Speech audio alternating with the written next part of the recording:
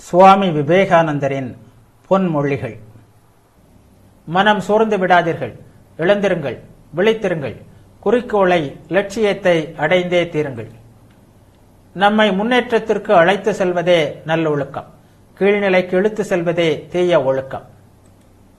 மிருக இயல்பு, மனித இயல்பு, தெய்வீக இயல்பு என்ற இந்த 3 குணங்களால் மனிதன் உருவாக்கப்பட்டிருக்கிறான். உன்னிடமுள்ள தெய்வீகத்தன்மையை வளர்க்கக்கூடியதுதான் நல்லொழுக்கமாகும். உன்னிடமுள்ள மிருக இயல்பை அதிகரிக்க செய்வதே தீய ஒழுக்கம். மிருக இயல்பை உன்னிடமிருந்து அழித்துவிட்டு மனிதத்தன்மை கொண்டவனாக மாற வேண்டும். அதாவது அன்புள்ளமும் தர்ம சிந்தனையும் உடையவனாக வேண்டும். நீ உற்சாகத்துடன் இருக்க தொடங்குவதுதான் நீ சமய வாழ்க்கை வாழ ஆரம்பிப்பதற்கான முதல் அறிகுறியாகும். ஒருவன் வாடிய முகத்தோடு இருப்பது குன்ம வியாதியின் விளைவாக இருக்கலாமே அன்றி அது மத வாழ்க்கை ஆகாது. துன்பம் பாவத்தினால் ஏற்படுகிறது. அதை தவிர பாவம் விளைவதற்கு வேறு எந்த காரணமும் இல்லை. உன் முகத்தில் இருள் சூழ்ந்திருந்தால் அன்றைய தினம் நீ வெளியே போகாமல் உன் அறையின் கதவை மூடிக்கொண்டு உள்ளேயே இரு. நீ சிறந்த மகான் ஒருவரை போன்ற மனநிலையை கொள், அவராகவே நீ ஆகிவிடுவாய்.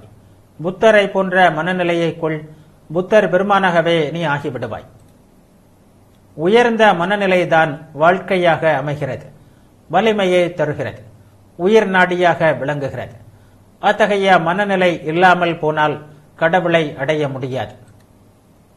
நீ உண்மையில் தூய்மை உள்ளவனாக இருந்தால் தூய்மை இல்லாததை நீ எப்படி பார்க்க முடியும்? உனக்குள்ளே இருப்பதுதான் உனக்கு வெளியேயும் இருக்கிறது. நமக்குள்ளேயே அசுத்தம் இல்லாவிட்டால் அதை நாம் வெளியில் பார்க்க முடியாது. உன்னிடமுள்ள தெய்வீகத்தன்மைதான் கடவுள் என்ற ஒருவர் இருக்கிறார் என்பதற்கு உரிய சான்றாகும்.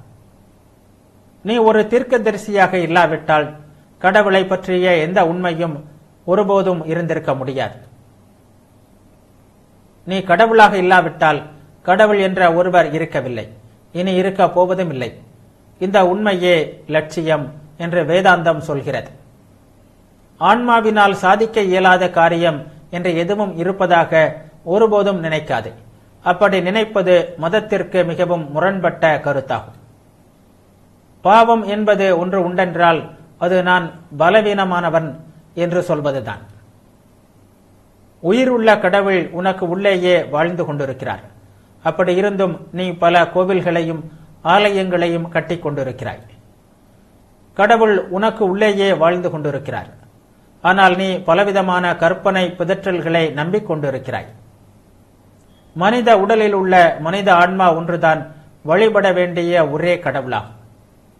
சமய சாதனையின் நுட்ப ரகசியமெல்லாம் கொள்கைகளில் இல்லை, அதை அனுஷ்டிப்பதில்தான் அடங்கியிருக்கிறது. நல்லவனாகவே இருந்து நன்மை செய்வதுதான் சமய சாதனையின் முழு உண்மையாகும்.